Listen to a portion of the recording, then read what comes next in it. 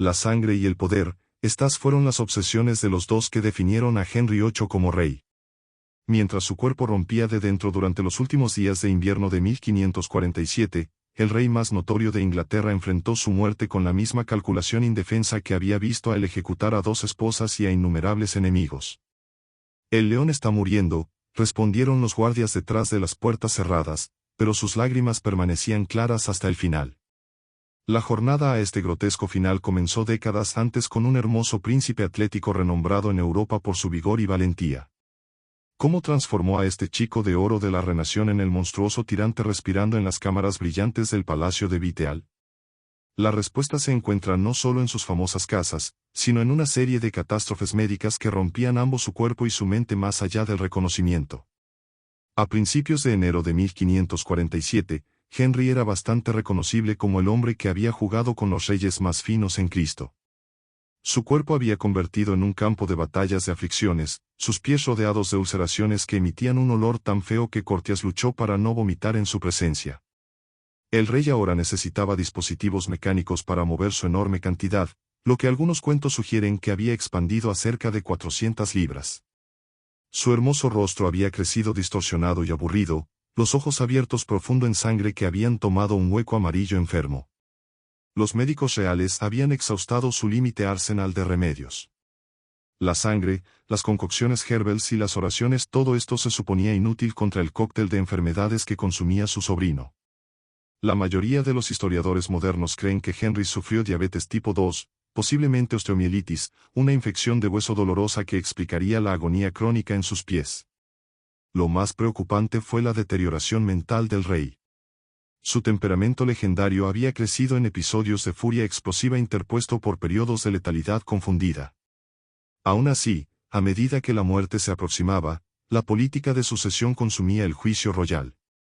La tercera esposa del rey, Jane Seymour, había finalmente proporcionado a él un héroe masculino, el fraile Edward, 9 años de edad, pero las facciones poderosas ya estaban posicionándose para controlar al niño después de la muerte de Henry. La facción católica conservadora, liderada por el duque de Norfolk, competía contra los protestantes reformistas bajo el nombre de Edward Seymour, el abuelo del joven príncipe. Henry, paranoico hasta el final, estaba actualmente consciente de estas maquinaciones, firmando órdenes de ejecución, incluso mientras luchaba para guardar un papel. La salud del rey, que recaía rápidamente, permaneció uno de los secretos más cercanos guardados en el reino. Las proclamaciones royales continuaron describiendo a Henry como malvado y malvado, mientras que la realidad contaba una historia muy distinta. Los que se permitieron entrar en la habitación del rey encontraron una escena macabra. El inmenso piso rey, llenado de texturas oscuras, el olor malvado y dulce de la despega, varado de incendio, y en el centro, la forma montaña de un hombre que había simbolizado el vigor de Inglaterra. Los trabajadores del palacio gritaron cuando escuchaban a los reyes gritando, sonando a través de los corredores de la Sala Blanca. Los pulsos de los pies de Henry le causaron tanto dolor exagerado que incluso el más pequeño movimiento podría traer paroxismos de agonía. Sus médicos aplicaban políticas contendiendo todo, de cebollas hervidas a piel de humano molido. Remedios desesperados que solo añadían a su sufrimiento. Lo más efectivo era la aplicación liberal de la oposición, la cual diluyó el dolor del rey, pero también desmanteló su mente ya deteriorada. El sufrimiento psicológico mató al físico. Henry había sido el hombre más temido en Inglaterra. Su palabra literalmente era la vida o la muerte para cualquier sujeto. Ahora se sintió inútil contra la traición de su propia sangre. Los recuerdos de la corte indican un comportamiento cada vez más errático. Momentos de cerca del delirio cuando hablaría sobre los sospechosos rivales ejecutados o llamar a la muerte de sus esposas. En más lúcidas épocas, el rey obsesivamente revisaba su voluntad, determinada para controlar el futuro de su dinastía, incluso más allá de la cárcel. Los contemporáneos notaron con alarma cómo el rey vacilaba entre posiciones religiosas durante estos días finales. Habiendo rompido de Roma para establecerse como jefe de la Iglesia de Inglaterra, Henry ahora parecía atormentado por dudas espirituales. Demandaría rituales católicos un día, luego reafirmaría los principios protestantes el siguiente día. Su personal grabó cómo el rey se despertaría en terror de los sueños, afirmando haber visto a la cara de Thomas More, Anne Boleyn y otras víctimas de su reina estando en el piso de su cama en silencio de juicio. La muerte imponible del rey creó un vacío de poder peligroso que su corte se acercó a llenar. El Consejo de Privia se rompió en facciones competentes, cada una manejando para asegurar posiciones ventajosas en la próxima regencia. Thomas Howard, duque de Norfolk, que había sobrevivido a décadas de intrigas en la corte, ahora se encontró demonizado por la facción protestante. En un final display de la indolencia que Henry sufrió, Norfolk fue sentenciado a la muerte por la traición en el nombre del rey muerto, aunque últimamente sobreviviría cuando Henry se expiró, antes de que la ejecución pudiera ser llevada a cabo. El 27 de enero de 1547 marcó el comienzo de Henry colapso. Los testigos reportaron que el rey sufrió un vacío tan violento que los asistentes tuvieron que detenerlo para evitar la herida. Cuando el episodio pasó, Henry luchó para hablar, su lado derecho parcialmente paralizado. Evidencia clara de lo que la medicina moderna identificaría como una gran herida. Los médicos de la corte, muy conscientes de que fallar para salvar al rey podría resultar en su propia desgracia o ejecución, trabajaron frágilmente para revivir a su paciente, aplicando hielos calientes a su piel y forzando concocciones medicinales malvadas en su garganta. A lo largo de este ordel, el acceso a la cama del rey permaneció estrictamente controlado por el adversario más confiado de Henry, Thomas Cranmer, el arzobispo de Canterbury. Esta secrecía sirvió como un propósito práctico más allá de la dignidad. Las noticias de la muerte inminente del rey podrían provocar atrasos de poder prematuro o incluso una invasión extranjera. Cranmer aseguró que solo los asistentes más esenciales se permitían entrar y cada uno fue abatido a absoluto silencio con respecto a la condición del monarca. Incluso la reina Catherine Parr, la sexta y viviente esposa de Henry, fue mantenida a distancia durante ciertos periodos críticos. El rey se desató en y fuera de la conciencia a medida que abril se convirtió en febrero. Durante periodos de lucidez, Henry expresó un aumento de miedo por su juicio inminente ante Dios. El hombre que había ejecutado a 2 esposas, inmigrantes y miles de sujetos comunes ahora enfrentaba su propia muerte con un aumento de miedo. Según una diaria de un asistente, el rey se oyó cantar oraciones y pedir perdón en su sueño, un contraste intenso con el autócrata inminente que había previsto el paisaje religioso de Inglaterra a través de fuerza de voluntad. La corte revelan las extraordinarias medidas tomadas para preservar la dignidad permanente de Henry durante estos días finales. A medida que las funciones de Baudelaire fallaron, equipos de servidores trabajaron en cambios para gestionar las tareas cada vez más desagradables de limpiar y mover el cuerpo de monarca masivo. Las ulceraciones en sus piernas habían crecido tan severamente que el hueso estaba visible a través del suelo necrótico. El estancho se volvió tan desagradable que los palillos de perfume se convirtieron en accesorios esenciales para cualquiera que entrara en la cámara royal y las ventanas se abrían a pesar del frío invernadero cuando el rey perdió la conciencia. A febrero del 2027, incluso la pretensión elaborada de que el rey pudiera recuperarse no podía ser mantenida en los círculos de la corte. El arzobispo Cranmer fue suministrado urgentemente a la cámara royal mientras que la respiración de Henry se volvió cada vez más laboriosa. Las cuentas contemporáneas describen cómo el rey, incapaz de hablar, fue pedido para apretar la mano de Cranmer si le puso su fe en Cristo en lugar de en las ceremonias religiosas a las que le valoró. Henry se apretó reparablemente con su fuerza restante antes de caer en su última coma, un detalle a menudo citado por historiadores protestantes como evidencia de una conversión de muerte. El rey murió antes de la mañana el 28 de enero de 1547. Incluso en la muerte, la enorme presencia física de Henry dominó la cámara royal. Su cuerpo, un monumento grotesco a exceso y sufrimiento.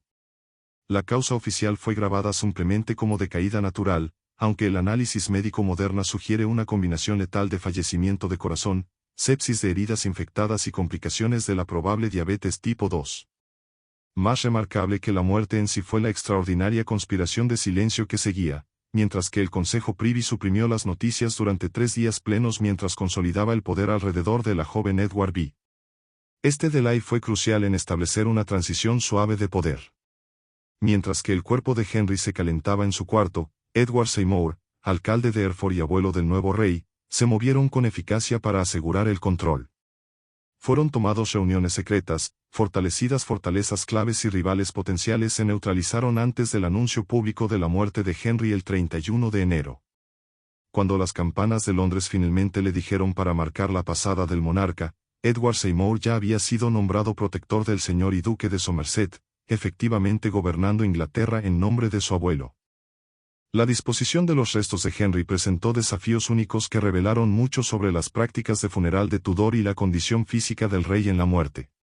Los recuerdos de la corte documentan que el cuerpo del rey comenzó a descomponer con velocidad alarmante, probablemente debido a las infecciones avanzadas ya presentes.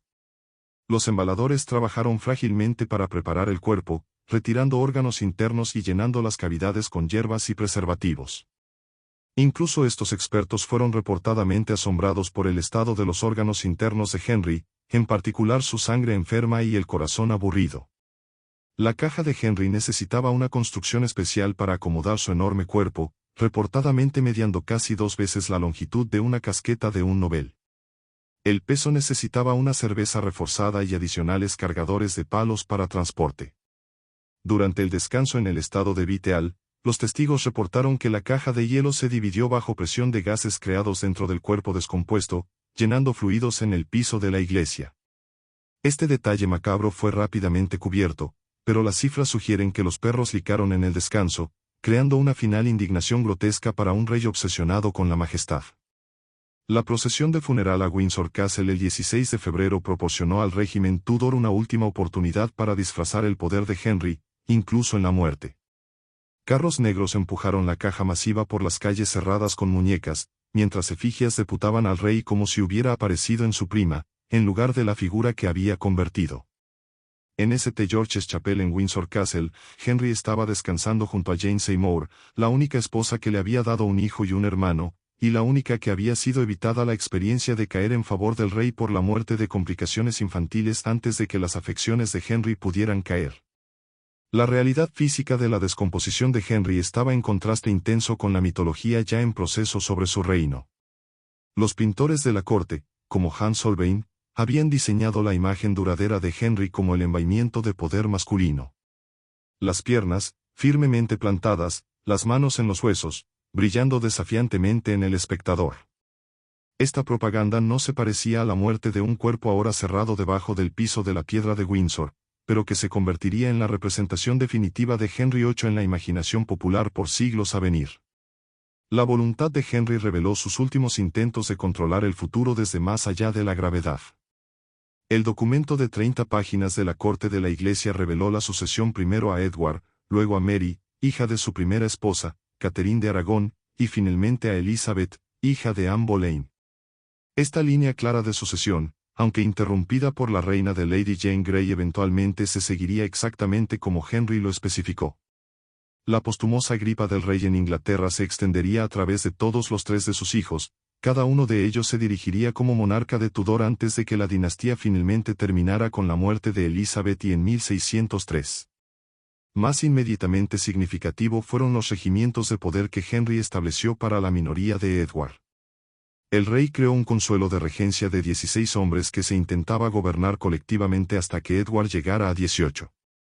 Este enfoque balanceado reflejaba la desconfianza de Henry de cualquier noble que ganara demasiada influencia sobre su hijo.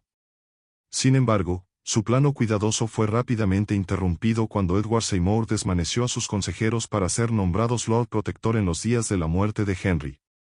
La velocidad con la que los deseos de Henry fueron subvertidos demostró las limitaciones de incluso el poder de un rey una vez que la muerte retiró su presencia temerosa. El legado médico de los días finales de Henry sigue fascinando a historiadores y a los médicos. Sus síntomas han sido diagnosticados retrospectivamente como evidencia de todo de sífilis a escorbuto, aunque la evidencia más convincente sugiere la diabetes tipo 2 complicada por osteomielitis crónico. Los médicos del rey revelan tratamientos cada vez más desesperados, desde la aplicación de pijones vivos cortados en medio y colocados en sus heridas festivas a concocciones experimentales de oro y piedras preciosas pulverizadas.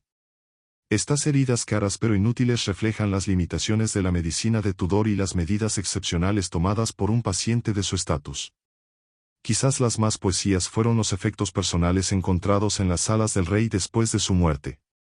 Entre las esperadas agrupaciones de poder real, las agujas de oro, las cerámicas oficiales y las correspondencias diplomáticas, los servidores descubrieron una pequeña caja cerrada con más objetos íntimos, una miniatura de Jane Seymour, un pelo de cabello creído a ser de su madre Elizabeth de York y un libro de oración de un niño posiblemente perteneciente a Elizabeth antes de la ejecución de su madre.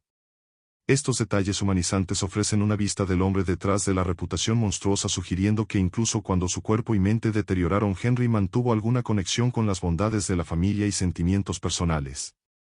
La muerte del rey desencadenó realizaciones políticas inmediatas que formarían el destino de Inglaterra durante décadas. Las fuerzas católicas conservadoras que mantuvieron su influencia durante los últimos años de Henry se encontraron abruptamente alzadas cuando Edward Seymour estableció una regencia protestante decisiva. El arzobispo Cranmer, que administraba los últimos derechos al rey muerto, ahora aceleró las reformas religiosas que Henry había aproximado más cautelosamente. El primer libro inglés de la oración común sería publicado solo 2 años después de la muerte de Henry, empujando a Inglaterra más hacia la doctrina protestante que el rey mismo había intentado. Henrys compleja posición religiosa, habiendo rompido con Roma mientras mantenía muchas prácticas católicas, creó un legado ambiguo que permitió a ambos las facciones protestantes y católicas declararlo como su propio. Los reformadores protestantes enfatizaron su rechazo de la autoridad papal, mientras los católicos apuntaban a su defensa de la transubstanciación y la oposición a la teología luterana. Esta ambigüedad teológica fue la fuente de conflictos religiosos a través de los reinos de todos los 3 de sus hijos, mientras Inglaterra se movía entre el protestantismo radical bajo Edward, la restauración católica bajo Mary y finalmente el medio camino establecido por Elizabeth. La muerte del rey también marcó un punto crucial en la propaganda túdica. Al tener creado la imagen de Henry como defensor de Inglaterra contra las amenazas extranjeras y la tiranía papal, los publicistas reales ahora enfrentan el reto de transferir esta autoridad a un niño de 9 años.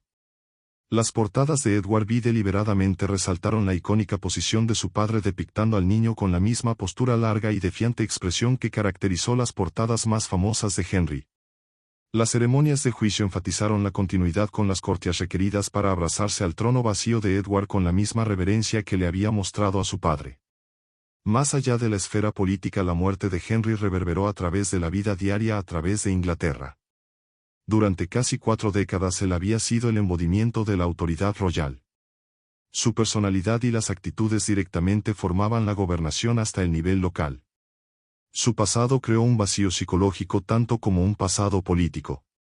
Los registros de la Iglesia desde el 1547 revelan la ansiedad amplia sobre el futuro, con reportes aumentados de sueños proféticos, omenes celestiales extraños e incluso señalaciones de fantasma. Para una población enfocada en el simbolismo religioso, la muerte de un rey tan dominante inevitablemente llevaba tonos apocalípticos. Las reacciones internacionales a la muerte de Henry revelaron la compleja posición de Inglaterra en el escenario europeo. El embajador francés reportó que el rey Francis VII genuinamente lamentó a su querido hermano de Inglaterra a pesar de sus conflictos repetidos. El emperador Charles V, hijo de Catherine de Aragón, más pragmáticamente asesoró las implicaciones estratégicas, preguntándose si Inglaterra bajo un rey niño podría ser vulnerable a invasión o alianza. El poeta Paul III, quien había excomunicado a Henry X antes, reportó ofrecer una más para el alma del rey, un gesto diplomático que reconoció la significancia de Henry mientras reafirmaba la clave católica de su destino espiritual. El espacio físico en el que Henry murió, sus caballos privados en el Palacio de Viteal, se encargaron con significado histórico casi inmediatamente. Los cortes reportaron reluctancia a entrar a los habitantes donde el rey sufrió sus últimas agonías, con rumores de sonidos extraños y lugares fríos inexplicables que alimentaban temores supersticiosos. El niño Edward V reportó que no dormía en la cama de su padre, insistiendo en prepararse para nuevos habitantes. Este traslado psicológico refleja el impacto traumático de la muerte de Henry en aquellos que habían visto su descanso, muchos de los que habían dedicado sus vidas a anticipar y satisfacer sus exigencias impredecibles. El caso médico de Henry representa una de las muertes más documentadas de la historia de la muerte de un rey, que proporciona conocimientos valiosos a las prácticas médicas de Tudor. Sus médicos mantuvieron recortes detallados de los tratamientos administrados durante sus últimos meses, recortes que sobrevivieron porque fueron preservados como evidencia de que todo lo posible había sido hecho para salvar al rey. Estos documentos revelan una aproximación combinando la medicina galena antigua con técnicas de renacimiento emergentes, recortes calientes para crear mal humor, preparaciones herbales basadas en textos clásicos e incluso formas de hidroterapia anteriores. El fallo de estos métodos para proporcionar alivio demuestra las limitaciones enfrentadas por incluso los más avanzados practicantes médicos de la época. La obsesión del rey con su imagen postumosa se extendió a instrucciones explícitas para su tombo, un monumento masivo que derrotaría todos los otros sitios de burials reales en Inglaterra. Henry comisionó diseños elaborados con 40 figuras de bronce y una estructura central torcida con una estatua ecuestriana de él mismo. Este plan grandioso reflejaba tanto su ego como su ansiedad sobre cómo la historia lo juzgaría. Irónicamente, el proyecto masivo quedó infinito debido a las restricciones financieras y las figuras de bronce planeadas se derrotaron durante la Guerra Civil Inglaterra, un desarrollo que hubiera infuriado al rey consciente de la imagen. El inmediato traslado de la muerte de Henry vio una prisa para asegurarse o distanciarse de su legado.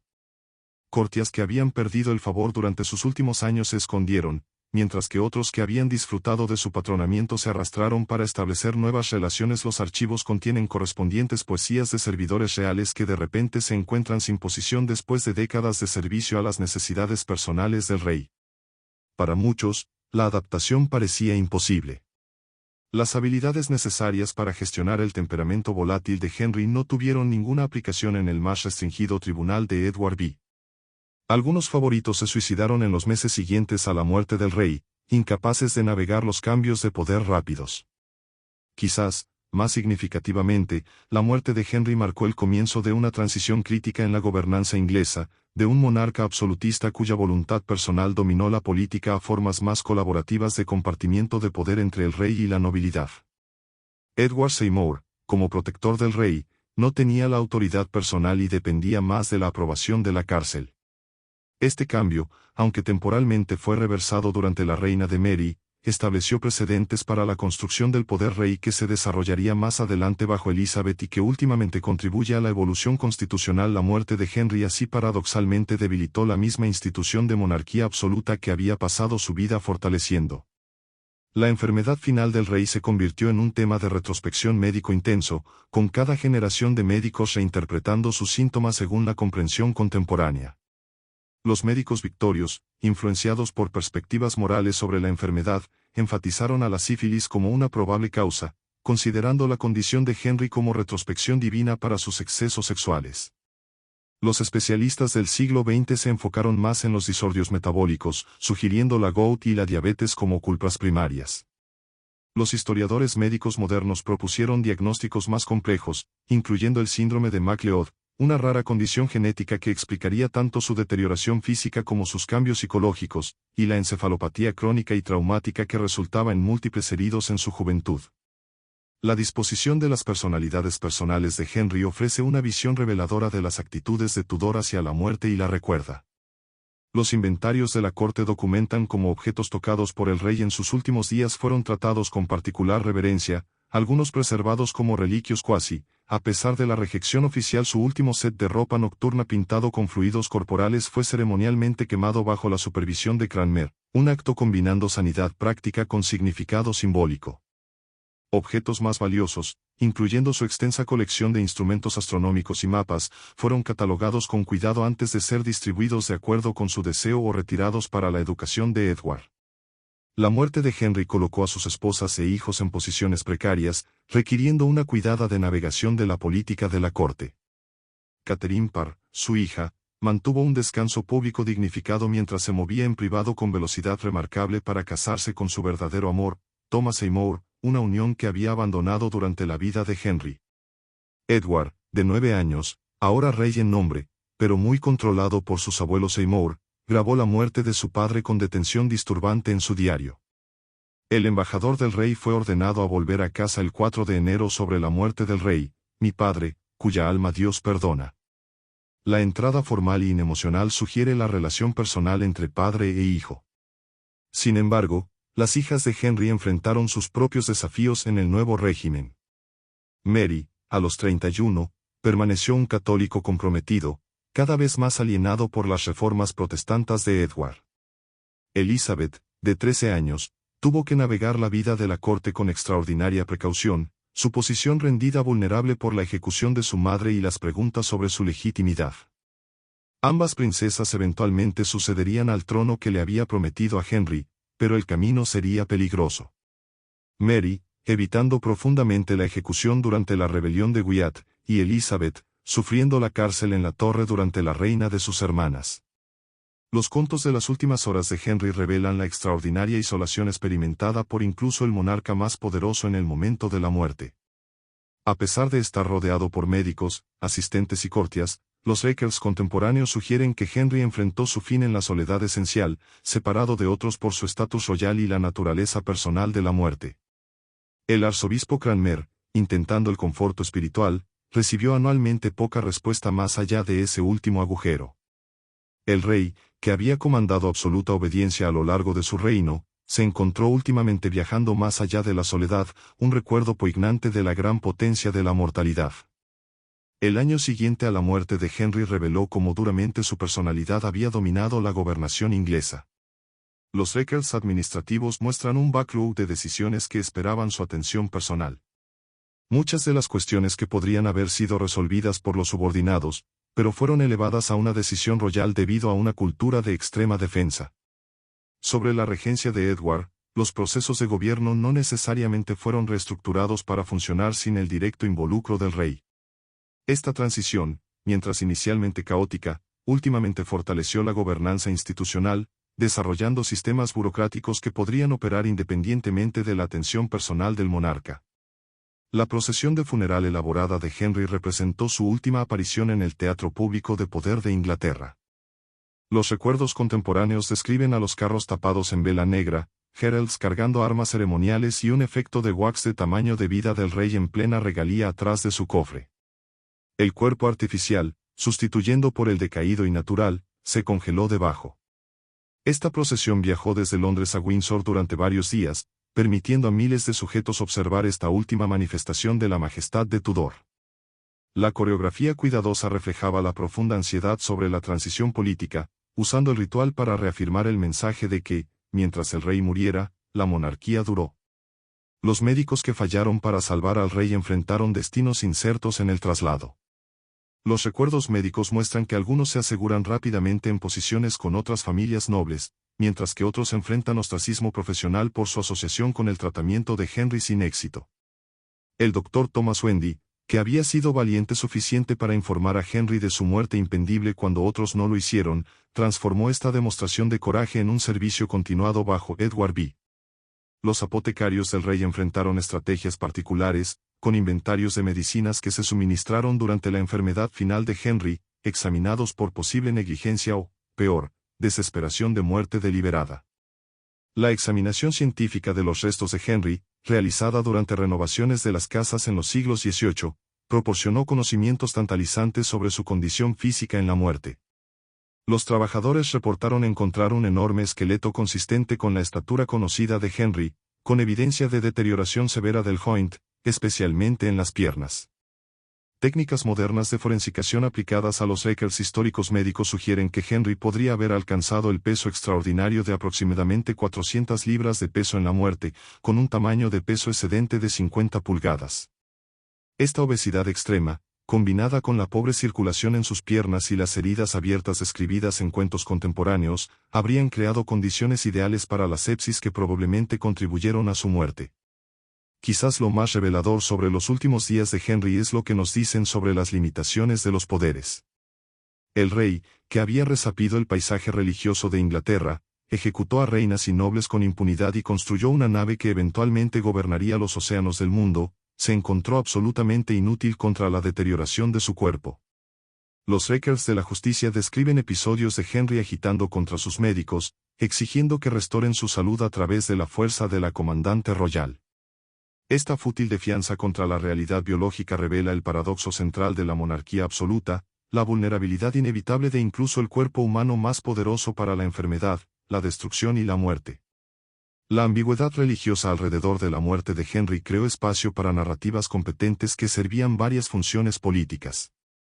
Los crónicos protestantes enfatizaron momentos de muerte de claridad evangélica, mientras que los escritores católicos fuera de Inglaterra depictaron a un rey atormentado por regreso por su descanso con Roma. En realidad, La evidencia sugiere que Henry mantuvo su posición religiosa característica hasta el final, aceptándose como jefe supremo de la Iglesia inglesa, mientras rechazaba doctrinas protestantes claves. Esta estancia teológica compleja, esencialmente católica en la ceremonia, pero rechazando la autoridad papal, reflejaba la tendencia de la reina durante su vida para resapar instituciones alrededor de sus necesidades personales, en lugar de conformarse a los estándares externos. Las consecuencias económicas de la muerte de Henry se extendieron mucho más allá de los círculos de la justicia. Los récords financieros indican que el nuevo gobierno de la región heredó una moneda severamente depletada y devastada. El resultado de Henrys expensivas guerras extranjeras y laves de gastos personales. Según algunos estimados, Henry gastó el equivalente moderno de 200 millones en palisis sola durante su reino. Esta crisis financiera forzó a Edward Seymour a continuar con Henrys política controversial de vender tierras monásticas, acelerando una de las mayores transferencias de propiedad en la historia inglesa. Los ripples económicos de Henrys extravagancia contribuyeron a la inflación y al descanso social a lo largo de su reino de hijos. Henrys físico descanso sirvió como una metáfora potente para los observadores contemporáneos, muchos de los que consideraban el cuerpo del rey como simbólico de la nación en sí misma. Justo como la teoría política medieval había presentado al monarca como el jefe de la política de cuerpo, los escritores Tudors interpretaron la carne que se despegaba de Henry como emblemática de corrupción más profunda dentro del reino. Los sermones sobrevivientes de 1547 muestran a los pregadores dibujando paralelos explícitos entre las piernas infectadas del rey y la percepción de la rota moral en la sociedad inglesa. Esta lectura simbólica ganó utilidad política durante el reino de Edward. Como los reformistas arguyeron que justo como el cuerpo de Henry requería una intervención radical, así también las prácticas religiosas de Inglaterra necesitan purificación. Los últimos días de Henry VIII representan un momento único en el que el concepto medieval y el concepto de la monarquía se unieron. Por un lado, los rituales de la muerte elaborados, la preocupación por la burla adecuada y la ansiedad por la sucesión reflejaron los patrones antiguos de la muerte del rey a los siglos antiguos. Por el otro lado, los récords médicos detallados, la precisión legal de la voluntad de Henry y la continuidad institucional del gobierno representaron aproches más modernas para el poder estatal.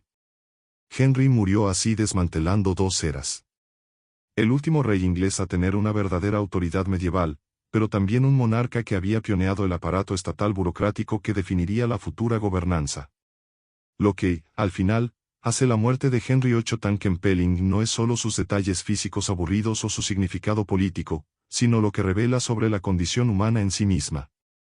El rey que había dominado su era a través de la fuerza de su personalidad terminó su vida enfrentando las mismas limitaciones enfrentadas por los más humildes de sus sujetos. Las cuentas contemporáneas sugieren que Henry experimentó momentos de terror existencial en sus últimos días, enfrentándose al juicio no como rey, sino simplemente como hombre.